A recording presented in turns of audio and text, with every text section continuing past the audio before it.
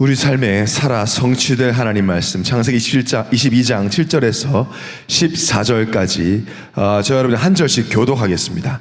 이삭이 그 아버지 아브라함에게 말하여 이르되 내 아버지여 하니 그가 이르되 내 아들아 내가 여기 있노라.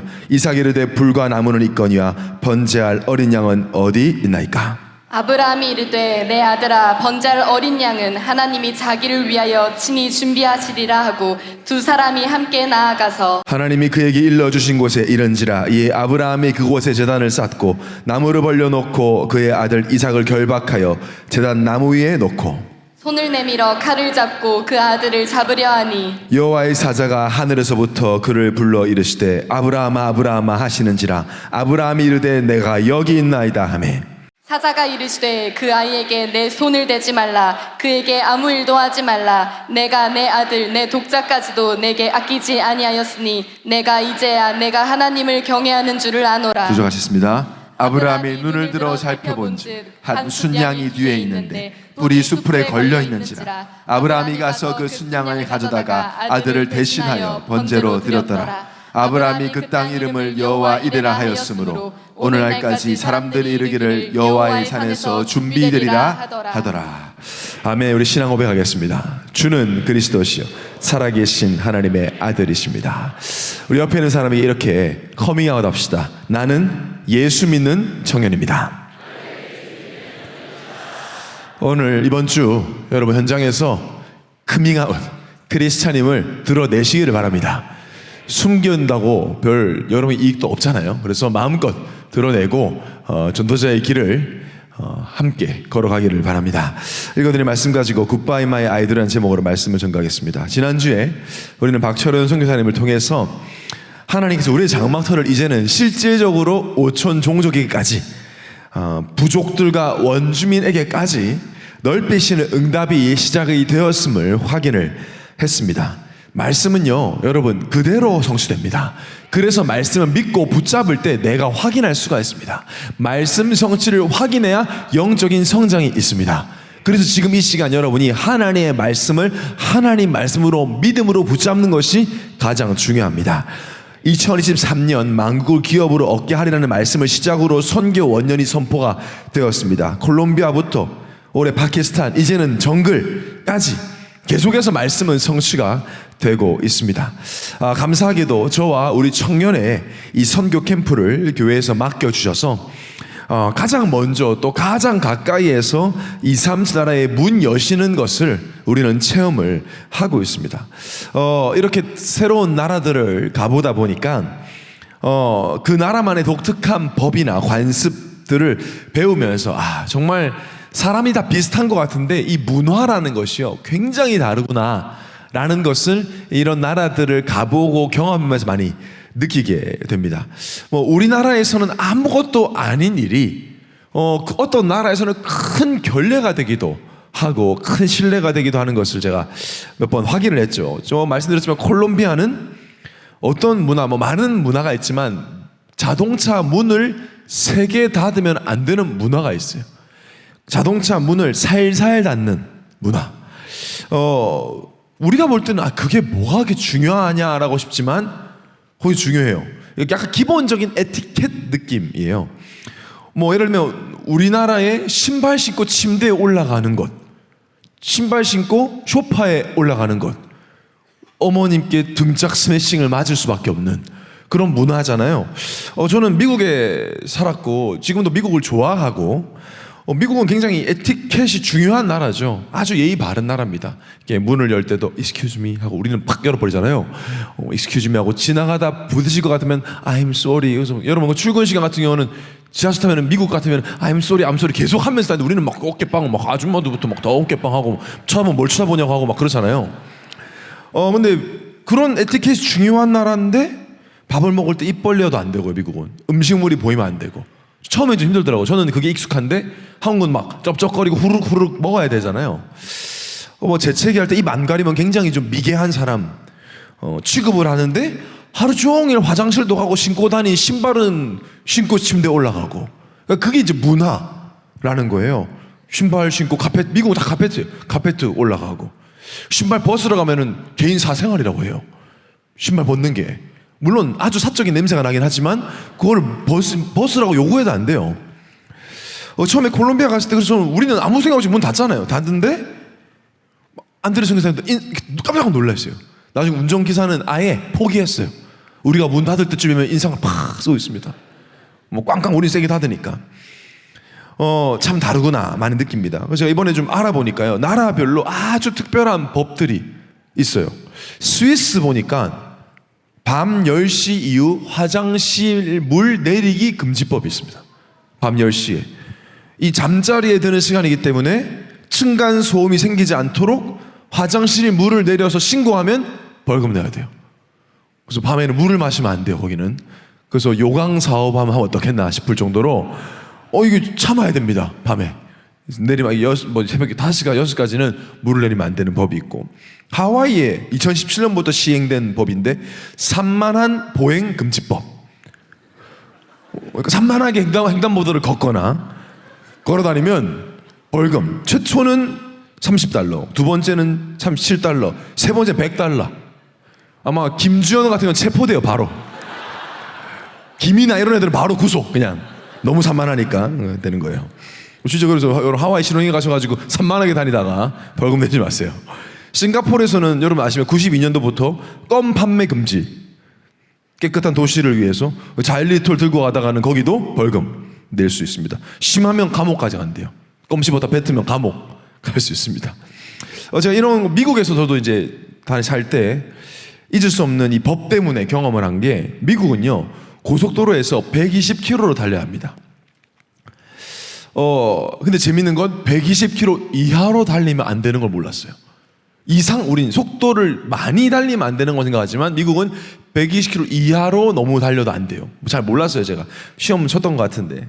제가 하필 그때 어디를 가는데, 제가 골프 선수 때 다른 골프 선수를 태우고 이제 가는데 전도 대상자였어요. 제가 오랫동안 기도했던 동생이었는데 구원의 길을 이제 운전을 전했죠. 그러니까 막 전하다 보니까 몇 시간 가야 되니까 막 전하다 보니까 제가 진지하게 막 복음 전하다가 운전이 점점 느려진 거예요, 속도가. 한 90km 정도로 달렸는데 경찰이 잡는 거예요. 잡고 저는 아니 나 지금 과속 안 했는데 했더니 면허증 달라, 등록서 달라. 보통 이제 그거 주면 체크하고 벌금 주는데 내리라는 거예요. 알고 보니까 이제 보통 120km보다 미만으로 달리면 마약에 취했을 수 있다, 환각 상태인지 아닌지 확인을 하는 거죠. 그래서 저보고 마약 했냐 물어보더라고. 안 했다. 마약을 한 적이 있냐? 한 적 없다. 본 적 있냐? 잘 없는 것 같다. 이때부터 헷갈리기 시작해요, 막 그런 거죠. 그러더니 트렁크에 뭐 있냐 물어봐요. 미국은 공권이 있어서 거기서 움직였다가는 바로 경찰이 여기 총에 딱 손 올리고 질문해요. 거기서 막 내 핸드폰 이랬다가 바로 그냥 눈 뜨면 천국 가는 거예요. 베드로가 맞이하는 거죠, 이제. 그러니까 얼마나 무서운지. 트렁크에 뭐 있냐? 차 트렁크에 골프 가방 2개 있다. 확실하냐? 여러분, 트렁크 갑자기 물어보면 네, 다른 거 없냐? 뭐, 없는 것 같다. 이제부터 말이 열어보라. 그러더니 저쪽으로 가 있으래요. 나보고 일로 나와야죠. 저 가 있고 갑자기 셰퍼드 2마리, 딱 마약 탐지견 이만한 애 2마리. 분명히 저는 마약도 대마초도 본 적도 한 적도 없는데 순간 있나? 이 생각이 들더라고요. 만약에 경찰이 실적 올리기 위해서 집어넣고 하면 끝이에요. 뭐라 하겠어요? 얼마나 쫄리던지. 마약 법이 얼마나 바로 체포고 바로 추방이고. 그래서 제가 막 하나님, 진짜 기도해. 하나님, 제가 지금 복음 전하다가 장난하십니까 지금? 하나님께 따지게 제가 복음 전하고 있는데 지금. 그래서 당연히 아무것도 없어서 주의만 받고 벌금도 없이 이게 풀려났는데, 그러니까 우리나라에는 전혀 불법이 아닌 것이 그 나라 법에 따라 불법이 될 수도 있고요, 큰 죄가 될 수도 있습니다. 제가 서론에 이렇게 법에 대한 얘기하는 이유가 있습니다. 지난주 우리가 2부 강단 말씀 여러분 다 들어보셨겠지만 대속물로 오신 예수, 여러분 굉장히 슬픈 말이에요. 대속물로 왔다. 성경에 나와 있습니다. 예수님이 왜 오셨냐? 가난한 사람을 위해 왔다고요? 아니에요. 약자를 위해서 왔다고요? 아니에요. 잘못 알고 있는 거예요. 심판주로 온 건 맞지만 어떤 다른 사람을 심판하고 누르기 위해서 오신 건 아니에요. 마가복음 10장 45절에 나와 있습니다. 다 같이 합독하겠습니다. 시작. 인자가 온 것은 섬김을 받으려 함이 함이 아니라 도리어 섬기려 하고 자기 목숨을 많은 사람의 대속물로 주려 함이니라. 대속물, 대신 죽는 사람. 예수님이 죽으러 왔어요. 뭐 때문에요? 우리의 죄 때문에. 자, 그럼 여러분 빨리 생각해야 돼요. 이 죄가 얼마나 심각하길래 하나님이신 예수님이 죽었어야만 하나. 자, 여러분 생각해 보세요. 여러분 아버지 출근하시는데 아버지 어디 가세요? 죽으러 간다. 네 죄 때문에. 이렇게 대답을 했다고 칩시다. 다녀오세요라고 할 거예요? 아니 어떤 죄인데요? 제가 뭘 잘못했는데요? 아버지가 왜 죽어야 됩니까? 나 때문에. 여러분 이 질문이 돼야 되는 거예요. 예수님이 죽으러 오셨어요. 인간의 몸을 입고 죽으러 왔어요. 도대체 뭘 잘못했는데 죽으러 와야 됩니까? 예수님이. 무슨 죄입니까? 죄가 어떤 죄길래. 아니 좀 열심히 살면 해결이 돼야지 웬만한 건. 죽음밖에 없냐? 죽음밖에 없었어요. 그게 어떤 죄냐? 하나님 떠난 죄입니다. 원죄라고도 합니다. 모든 인류가 태어날 때부터 가지고 태어나는 죄입니다. 하나님이 세운 법, 하나님 나라의 법에는 죄인은 죽어야 합니다. 그런 게 어디 있어라고 우리가 이 세상 법을 가지고 아무리 따져도 우리가 복음을 전하면 난 죄인 아니야. 여기 알고 보니까 우리 가초회 때도 부모님들이 내가 왜 죄인이야? 무슨 죄를 생각하냐면 세상 법을 가지고 생각하니까. 나는 사기친 적 없어, 강도짓 한 적 없어, 나쁜 자도 없는데 나보고 자인이래. 죄인 중에 죄인이에요 사실. 하나님 떠나고 지금도 안 믿고 있는 그 죄. 하나님 나라의 법에는 죽어야 되는 죄예요. 로마서 6장 23절에 죄의 삭은 사망이라 그랬어요. 없어요 다른 방법이. 아무나 죽어도 되지 않아요. 내가 죽으면 해결되냐? 그것도 아니에요. 해결 안 돼요. 대물림 돼요 자녀에게. 지옥 가야 돼요. 해결이 안 돼요. 아예 해결 불가합니다. 이 원죄는. 어느 종교도 얘기 안 합니다 여러분. 심지어 교회에서도 얘기 잘 안 해요. 자꾸 자범죄, 눈에 보이는 죄만 가지고 얘기하고 사실 눈에 보이는 죄 하나도 안 지어도 죄인 중에 죄인. 죽어야 해요. 원죄 때문에요. 아무나 죽어도 되는 게 아니에요. 여자의 후손 성경대로 오시고 성경대로 죽으시고 성경대로 부활하셔야만 합니다. 그분이 예수 그리스도밖에 없어요. 왜 이렇게까지 예수님이 죽었어야만 하느냐? 이렇게까지 하지 않으면 우리는 하나님을 예배할 수가 없습니다. 예배의 길이 안 열립니다. 예배적 존재가 하나님을 예배하지 못하면요 우상을 섬길 수밖에 없습니다. 그래서 오늘 제목이 너무 중요합니다. Goodbye my idol.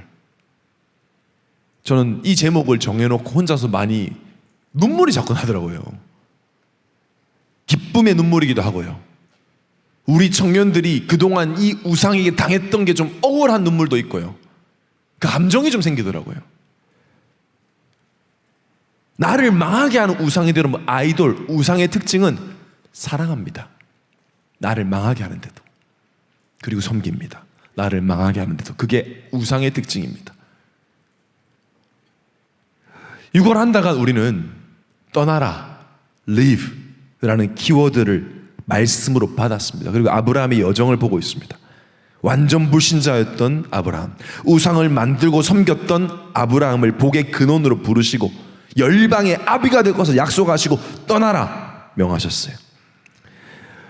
우리와 같이 연약한 아브라함은 말씀은 듣긴 들었지만 믿지 않아서 몸은 나왔지만 마음과 생각은 여전히 우상에 묶여 있었습니다.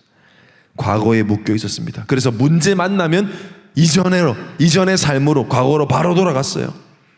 혹시나 하는 마음으로 조카 롯을 쥐고 있다가 계속되는 문제 속에 결단하고 하나님 말씀 100% 믿기 시작했죠. 그때부터 이제 하나님이 축복하시고 이름도 아브람에서 아브라함으로 바꾸시고 약속하신 대로 100세에 이삭이라는 아들을 주십니다. 말씀이 성취되었죠. 이제 문제 없는 것 같아요. 떠났고 조카로 헤어졌고 말씀 믿었고 말씀 성취됐고. 근데 그때 하나님이 아브람을 테스트하십니다. 진짜 떠났는지, 진짜 버렸는지. 아브라함도 다 버렸다 생각했어요. 잘하고 있다 생각했어요. 청년의 때 이 믿음의 테스트를 우리는 받아야 합니다. 아멘. 그래야 완전히 떠납니다.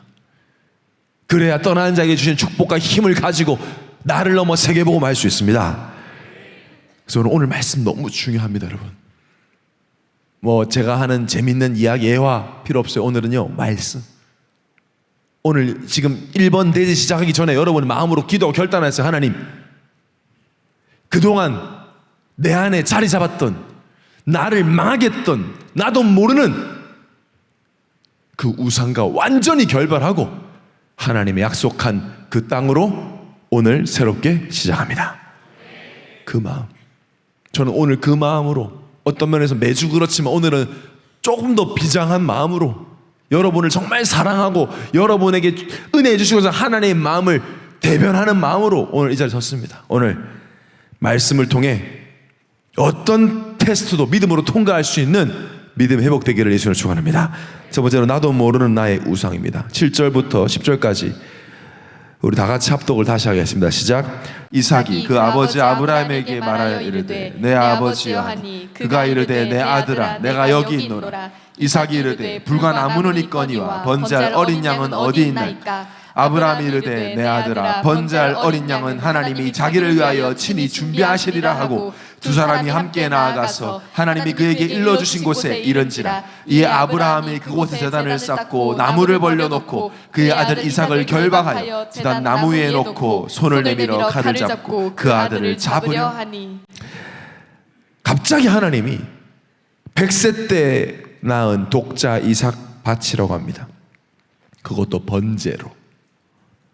번제라는 건 짐승을 잡아서요, 배를 갈라가지고요, 내장을 다 꺼냅니다. 그리고 완전 태웁니다. 그 재가 다 탈 때까지 태웁니다. 예수님의 죽음을 상징하는 거죠. 그게 번제라는 걸 아브라함 너무 잘 알아요. 근데 이삭을 그렇게 바치러, 자기 아들을, 너무 잔인하잖아요. 그것도 아버지 자기가. 왜 이런 테스트를 하게 하실까? 아브라함도 그랬고 우리도 그렇고 내가 하나님 믿고 하나님 함께 하면서 떠난 줄 알아요. 이젠 내가 떠날 거다, 떠났다. 이제 하나님 믿고 갑니다라고 했지만 아브라함의 마음 한쪽에는 그래도 요거는 안 된다. 이거만큼은 하나님도 안 돼. 하나님도 건들면 안 돼. 이건 내가 100세 때 얻었어. 내가 하나님보다 더 사랑하고 하나님보다 더 익숙하고 하나님보다 더 의지되고 힘이 되는 그것, 하나님 오늘 우리에게 떠나라고 하십니다. 바치라고 하십니다. 우리 안에 있어요. 이거 딴 건 다 돼. 이건 안 돼. 복음이고 뭐고 이건 안 돼. 그래서 결정적일 때 사단에게 당해요. 너무 많이 봤어요. 교회도 다녀, 청년대 훈련도 받아, 집중도 해. 이 정도면 내가 뭐 됐지. 근데 내 안에 우상된 부분은 절대 포럼 안 해요. 숨기고 있어. 그러니까 업앤다운 계속 나름대로 뭐 한 것 같은데 영적으로 성장이 없고 그 자리. 여러분 분명히 알아야 됩니다. 사단은, 마귀는 지금도 살아서 오직 하나님만 예배하지 못하도록 해요. 내 안에 우상이 남아있다면 온전한 예배가 아니에요. 그 증거, 그 문제 건드렸다, 예배가 안 돼요. 일단 예배부터 안 오려고 해요. 문제 갈등 있으면 더 예배 속에 들어야 되는데, 교회 왔다 떠나는 사람 특징, 문제 생기면 내 우상 살짝 건들면 예배부터. 그게 마귀 전략이죠. 원래 모습의 회복, 그 시작은 예배입니다. 예배 속에서 원래의 것들이 회복되고 질서가 잡히기 시작합니다. 그러니까 지금도 사단은 예배 실패하도록, 여러분 지금 이 자리 이 말씀 들으면서도 몰라, 안 들려, 나는 이 생각이 잡히도록,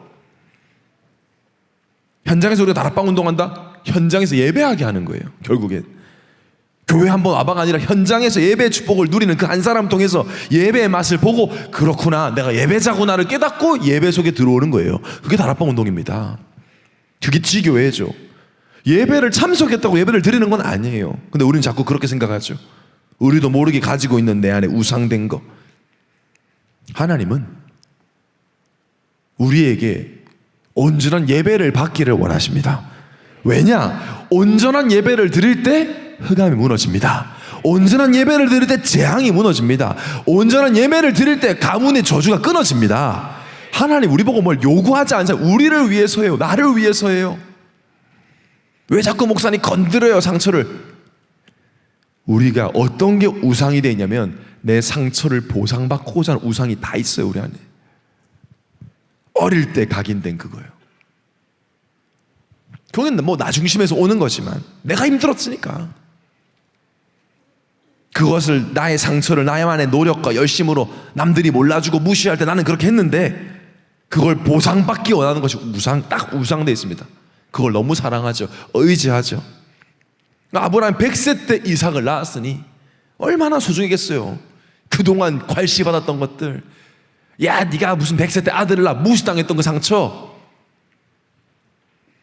야 할아버지가 무슨 애를 낳아, 네 마누라도 살아도 할머니인데 무슨 애를 낳아, 조롱받았던 거에 대한 그 보상, 얼마나 당당했겠어요. 거봐 낳았잖아 100살 때 너희도 무시하더니. 아브라함의 그 마음이 왜 없었겠어요? 그런 때 이삭 바치라는 거예요. 우리로 치면 뭐예요? 내가 어릴 때 가정에 대한 상처, 내가 우리 아빠에 대한 상처, 엄마에 대한 상처, 난 결혼 잘할 거야, 그래 난 이런 남자여야 돼, 이런 여자여야 돼, 난 내 자녀 이렇게 키울 거야. 그걸 건든다. 복음이든 교회든 필요 없어. 난 내가 이렇게 키울 거야. 그 우상돼 있어요. 많아요. 우리 교회도 많아요. 어른들도 건들면. 가난에 대한 상처, 내가 가난에 무시당해서 먹고 싶으면 못 먹었어. 난 돈 벌어야 돼. 근데 왜 교회에서 돈 얘기해, 헌금 얘기해? 내 돈인데. 상처 딱 있죠. 학벌에 대한 상처, 다 공부를 못했어, 내가 무시당했어, 내가 공부만 해야 돼, 학위 있어야 돼, 스펙 갖춰야 돼, 인정받아야 돼. 사람관계에 대한 상처, 우상돼 있죠. 나를 무시했어, 내가 본때를 보여줄 거야. 내가 우리 이 외에 많은 것들 다 한쪽에, 교회 와도 안 꺼내, 예배 때도 하나 꺼내지 않아. 딱 그거 건드면 폭발해요. 왜? 사랑하니까. 내 사랑이야. 우상, 아이돌. 야 그게 뭐가 중요한 거는 못 견뎌요. 중요합니다. 나한텐 중요해. 네가 뭘 알아. 외치고 싶죠. 내가 소심해서 못 외칠 뿐이지, 속으로 내가 얼마나 어려웠는데, 내가 얼마나 힘들었는데, 내가 그걸 보고 우상이라고 합니다. 그걸 타고 사단이 역사해요.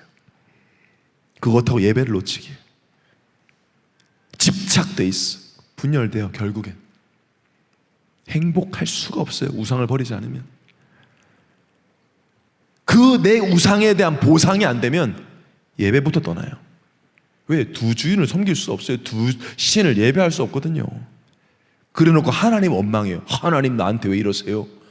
내가 뭐 많은 거 바랬어요. 왜 이거 안 들어주세요? 내가 지금 어떤 죄사함 받았는지, 십자가에서 무슨 일이 있었는지 다 잊어버려요. 십자가를 잃어버려요. 지금 문제와 사건, 사실은 완전히 우상을 버리고 완전히 나아가서 재앙맞는 예배를 회복시키려고 하는 사랑의 하나님의 계획인데 필요 없어. 내 걸 건드렸으니까. 그렇게 해서 만약에 내가 노력해서 극복했다, 그때부터는 성취시킨 내가 우상이 돼요. 내가 이겨냈어, 해냈어. 내가 다 안 된다 그러는데 나는 해냈어. 난 가난했는데 난 돈 벌었어. 나 어릴 때 걸어다니고 버스 탈 돈도 없어. 난 외제차 타가 이제 나. 그 사람들은 복음 거의 못 듣습니다. 그래서 부자 청년처럼 안 들어요. 죽기 살기로 해서 내가 니들 뭐 했어? 교회 다니면서. 난 내가 했어. 안 들어요. 그러니까 내가 누군지 아냐라는 IQ 한 자릿수 같은 소리를 하는 거예요. 감기도 못 먹으면서 1분 후에 일어날도 모르면서 내가 누군 줄 알아? 내가 했으니까. 내가 했다 생각하는 거죠. 아브라함에게도 있었던 거예요. 내가 100세 때 아이라고, 내가 인도잘 받아가지고 이렇게 부자가 됐고, 하나님의 은혜는 사라지고 내가 한 줄 알아요.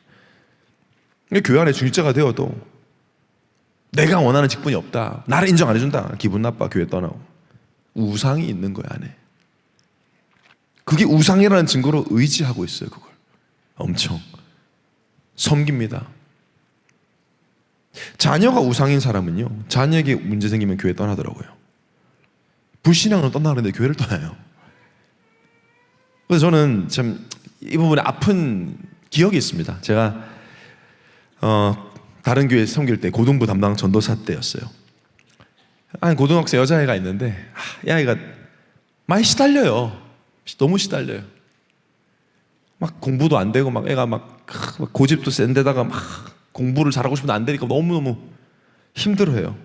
다락방을 하면 계속 맨날 울어요. 은혜로서 우는 게 아니라 힘들어서 말씀도 안 듣고 막 힘들어. 수련회를 갔어요. 여름에 갔는데 애들하고도 대화도 안 하고 밥도 안 먹고 혼자 구석에 앉아서 계속 우는 거예요. 시달리는 거잖아요. 행복한 건 아니잖아요. 근데 이제 그 친구 어머니가 고등부 교사였어요. 자기 딸이 중등부인데 중등부 교사, 고등부 교사 이제 아이 옆에서 보려고. 그래서 저를 찾아오셨어요. 왜 찾아왔겠어요? 아이가 힘들어 보이니까. 그래서 이제 저한테 전사님, 우리 아이 어떤 거 같으세요 요새? 이렇게 물어봐요. 난 그때 잘 몰랐어요. 저도 그때 사회성이 좀 부족해가지고 너무 좋아 이랬어야 되는데 많이 시달리던데요 그랬어요. 표정이 좀 안 좋아지더라고요. 은혜를 전혀 못 받고 있습니다. 말씀에 은혜를 좀 받아야 될 것 같다고. 그랬더니 갑자기 대화가 하고 있는데 뭐라고요? 하면서 문 탁 열고 나가버리더라고요. 그러더니 예배 시작 전이었어요 그게. 그러더니 예배 끝나고 연락 왔어. 교사 나 이제 안 한다. 내가 아니 어떠냐고 물어봐서 시달린다고 했는데, 물론 지금 생각하면 썸이시 좀 이랬어야 돼요. 제가 생각하니 제가 참 그때는 참 사회성이 부족했어요. 너무 솔직한 거죠. 바보같이. 그분이 들을 준비 안 되는 걸 몰랐어요. 너무 순진했어. 근데 그때는 저도 이제 20대 29살이라 잘 몰랐어.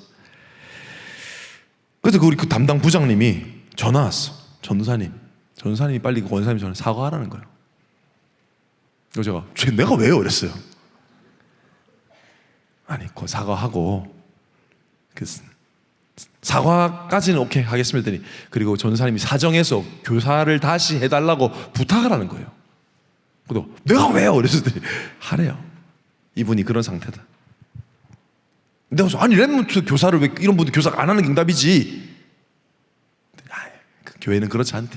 맞아, 그분이 말이 맞아. 제가 좀 그때는 혈기가 있어가지고 전화했죠.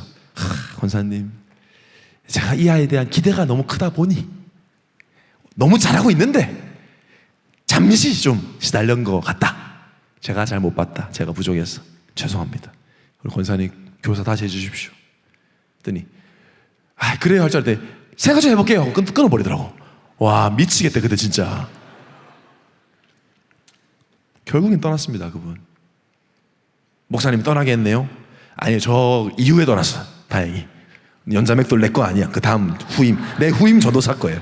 연자맥돌 내 건 아니에요. 그분 거. 우상돼 있어. 그거 인정해줘야 돼. 건들면 안 돼. 교회 안에서도 그건. 하나님이 왜 버리러 갑니까? 왜 떠나러 갑니까? 그게 날 책임질 수 없어요. 이것만은 안 돼. 그것만 완전히 버릴 때 하나님이 예비한 축복을 받을 수 있습니다. 아멘. 여러분 오늘 마음으로 고백하세요. 굿바이. 여러분에게 다 있을 거 아닙니까? 굿바이. 건드려 폭발하는 그거 우상 굿바이. 다시 보지 말자. 이런 말 있잖아요. 그동안 괴로웠고 다시 보지 말자. 보통 퇴사할 때 그 말을 쓴다는데, 퇴사할 때 쓸 게 아니고 여러분 자신의 안에 있는 우상한테 그 말을 해야 돼요. 옆에 사람을 보면서 한번 합시다. 근데 그 사람에게 하는 말은 아니고 여기에 고백으로 해보세요. 그동안 힘들었고 다시 보지 말자. 또 너무 진심으로 한다 사람은. 그 말이 아니에요. 지금 옆에 우리 순장 잘 됐다 다시 보지 말자 아니에요. 지금 그 말이 입으로 좀 뱉어보라는 거야. See you again 말고 see you never. 다시 보지 말자. 저는 오늘 그런 마음으로 예배 준비했어요. 진짜 말씀 준비했어요. 우리 청년들 진짜 24기도 했어요.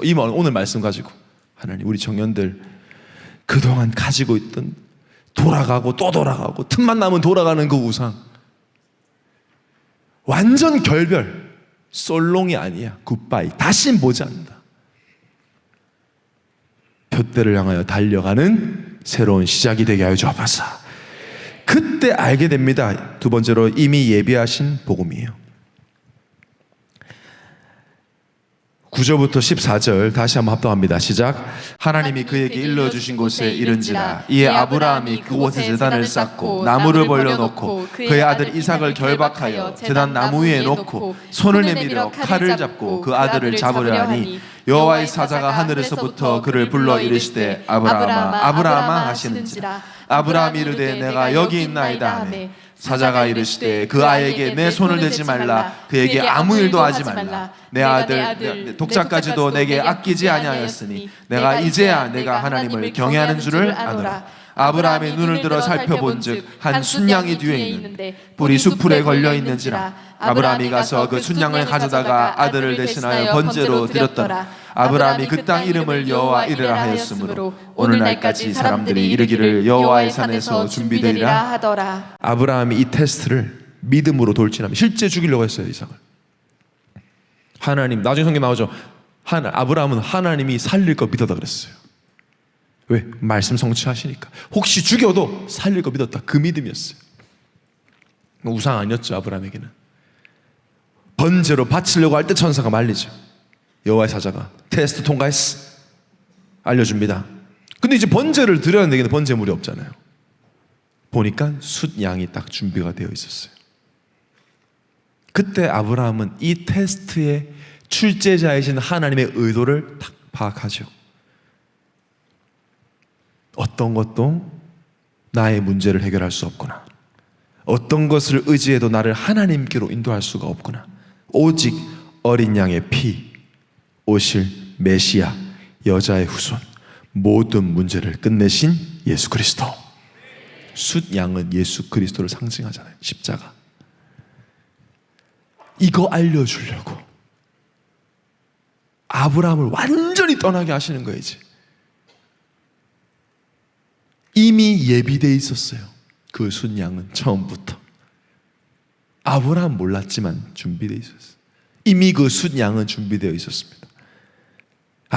이 예수 그리스도만을 믿고 예배하는 것이 하나님의 뜻임을 알게 되었습니다. 성경은 예수 그리스도만이 나를 살리는 유일한 구원의 길임을 말하기 위해서 기록되었습니다. 인간에겐 구원받는 것보다 중요한 것은 없습니다. 구원받기 위해서는 죄 사함 받아야 합니다. 구원받지 못하면 마귀 자식으로 세상 지식으로 세상 흐름을 따라가야 됩니다. 겨우 내 수준, 나 중심으로 살게 하는 모든 원인이 죄이기 때문에 그 죄값은 너무 무거워요. 지옥이잖아요.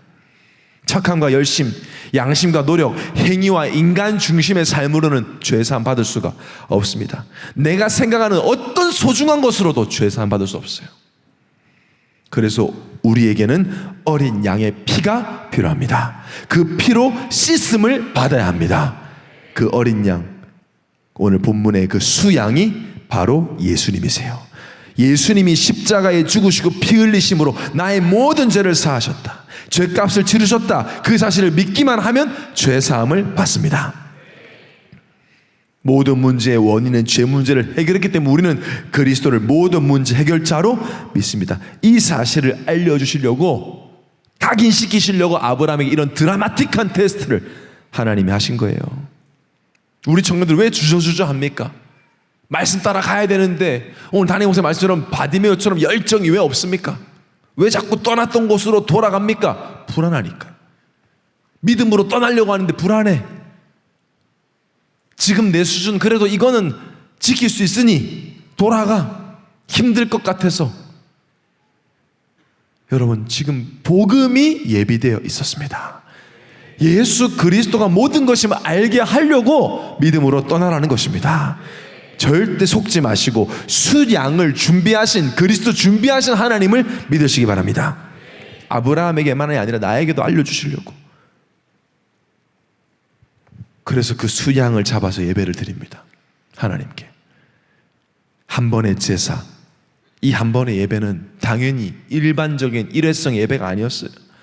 우리 매번의 예배가 이런 모습이어야 합니다. 복음을 각인하는 예배. 지금까지는 아브라함 시점이었지만 이삭의 시점을 대볼까요? 이삭은 당시 청소년이에요. 힘도 있어요. 생각도 있죠. 이삭의 입장으로서 이 사건을 보면 이삭은 영문도 모르고 아버지를 따라왔습니다. 예배를 드리는 게 좋았던 이삭이니까. 근데 갑자기 아버지가 양손과 발을 묶고 번제단에 자기를 올리고 아버지의 눈을 보니까 난 찌르겠구나, 죽겠구나.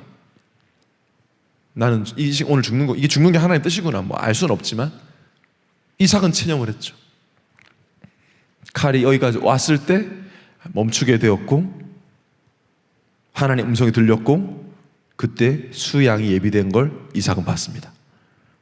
불과 몇 분 전에 자신이 묶여있던 그 자리에 자기는 내려오고 수양이 올라가 있는 걸 이삭은 다 보고 있는 거죠. 아버지가 아브라함이 수양을 잡는 거를 이삭은 보고 있죠. 그 수양의 비명소리, 비명 지르다가 이제 목에 칼이 들어가면 막 하고 소리도 못 질러. 내장이 뜯어지는 소리, 고기 타는 그 냄새, 모습, 이삭은 똑똑히 다 봤습니다. 눈과 코로, 몸으로, 오각으로 체험했어요. 오감으로. 이삭에게 복음이 깊이 각인되는 거죠. 내가 죽었어야 되는데 지금 수양이 죽었구나. 내가 죽었어야 되는데 이 수양이 대신 죽었. 이 수양이 아니었다면 내가 죽었어야 되는데 이 수양이 바로 앞으로 오실 메시아 예수 그리스도시구나. 아마 이후부터 이삭은 번제를 드릴 때마다 그날을 생각했겠죠. 잊을 수 없을 겁니다. 감격했을 겁니다. 그게 예배예요.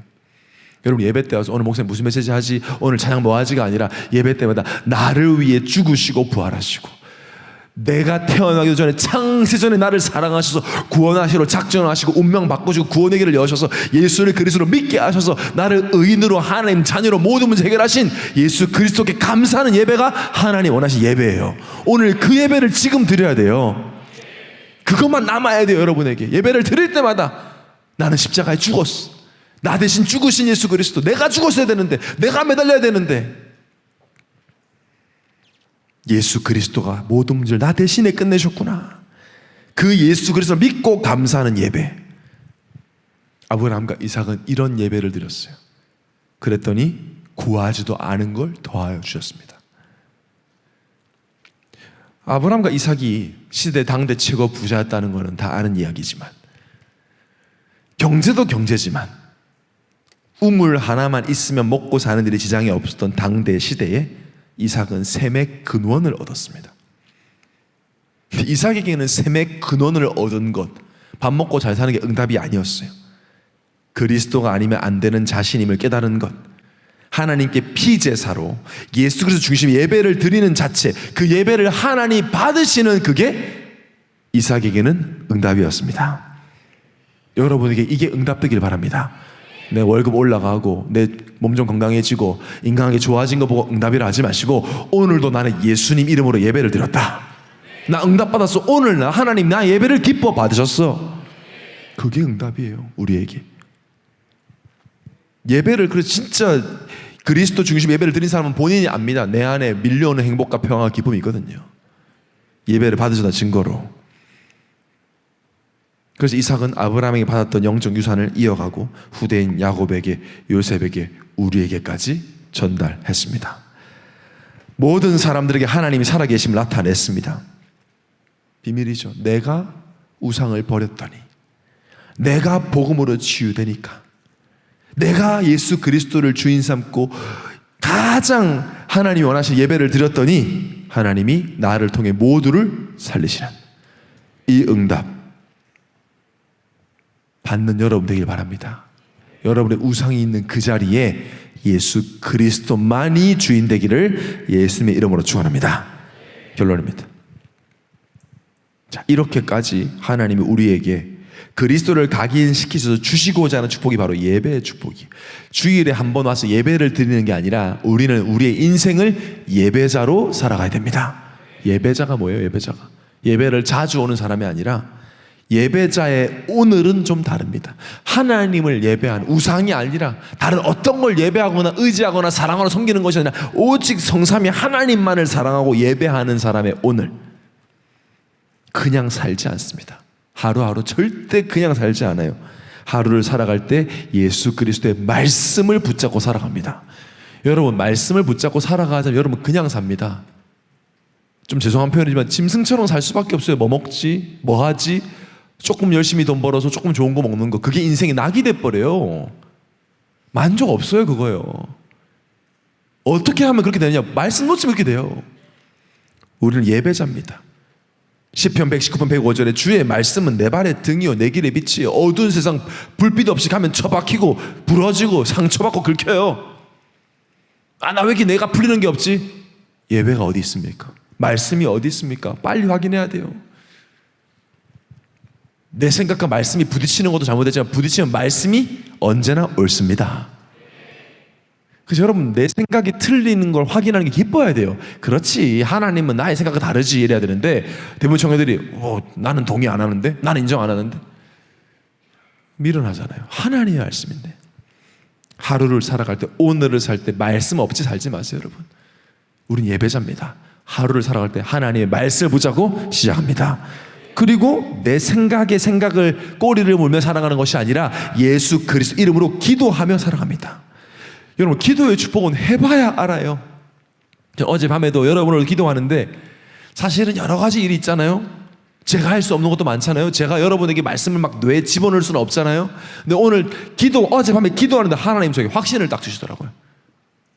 우리 예언의 청년들이 말씀 은혜 받으면 살아날 것이다. 내가 은혜를 줄 것이다.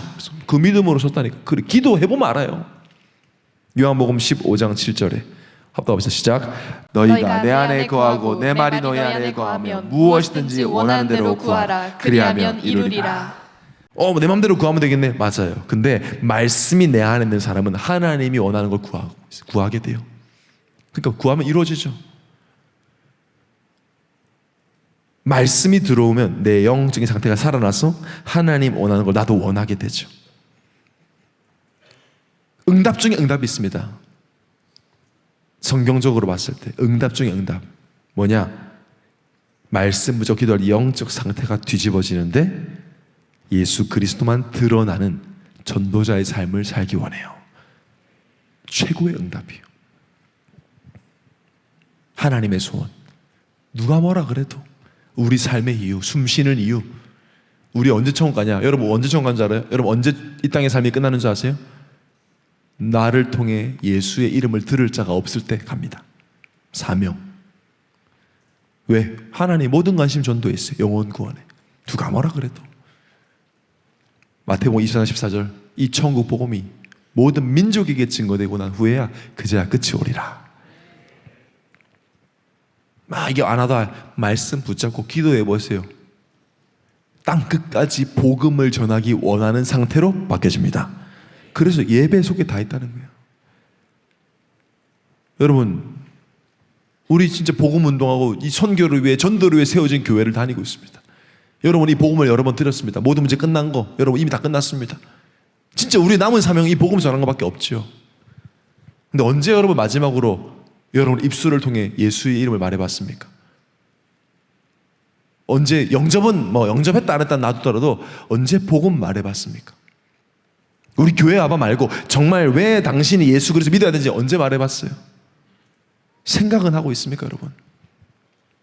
만약에 그게 없다면 하나님과 내가 볼통 중이에요. 소통되지 않는 거예요.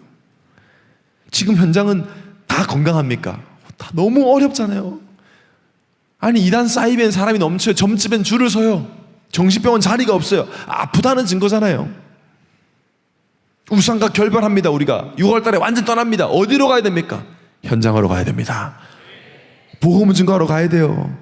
우리가 현장을 놓치고 전도를 놓치면 맨날 집에서 내부 인테리어만 하고 있어요. 밖에 집을 지어줘야 되는데 집 없는 사람들이 장막터가 없어가지고 죽어가고 추위에 재난에 떨고 죽어가고 있는데 내 집 꽂히고 있는 거예요. 많은 예수 믿는 자들이 나 힘들어, 나 좋아, 맨날 집 내부 수리만 계속 하다 끝나요. 코로나 때 인테리어 사업이 잘 됐잖아요. 왜? 밖에 못 나가니까 맨날 집에 소파 여기 올렸다가 저기 옮겼다가 가구 배치 맨날 다시 하고. 현장에 바쁜 사람들은 그거 안 하죠. 집 지어주기 바빠야 되는데요. 그러니까 거의 불신앙하고 갈등하는 사람 특징. 맨날 우상 가지고 예배를 실패하는 사람 특징, 전도 아예 안 합니다. 생각도 없어요. 전도를 하는 사람, 복음 증거를 원하는 사람이 뭐 욕하고 뭐 비방하고 흉보고 그럴 수가 없어요. 그거 우상 숭배하면 자기가 망한단 말이죠. 여러분, 이번 한 주간 여러분의 숨은 우상과 완전히 결별하고 예수 그리스도를 주인 삼고 예배하는 예배자의 삶을 살아가시기를 예수님으로 축원합니다.